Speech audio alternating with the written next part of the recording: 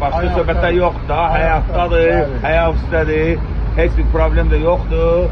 Yalan söhbətlər gəzir, mən deyirdim, hamıya ki, yalandır. Hazırda Rusiyada yaşayan tanınmış meyxanaçı Vahid Qədim sevgilisini bıçaqlaması ilə bağlı yayılan iddialara aydınlıq gətirib. O, Moskvada həmkarı Mehman Əhmədli ilə bir araya gəlib. Mehman Əhmədli həmin görüntüləri sosial şəbəkə hesabında paylaşaraq bildirib ki, yayılan xəbərlər doğru deyil və meyxanaçı azadlıqdadır. Adına 1000 dənə söz çıxarıblar. İstədim bu videonu paylaşım görsünlər ki, başqa söhbətlər yoxdur. Vahid Qədim ayaq üstədir, heç bir problem yoxdur. Yalan söhbətlər gəzir. Meyxanaçı barəsində yayılan xəbərlərə belə münasibət bildirib. Baltaya, bıçağa tövbə. Qeyd edək ki, son günlər Vahid Qədimin Moskvada sevgilisinə bıçaqla xəsarət yetirdiyi və bunun üçün saxlanıldığı haqda xəbərlər yayılmışdı.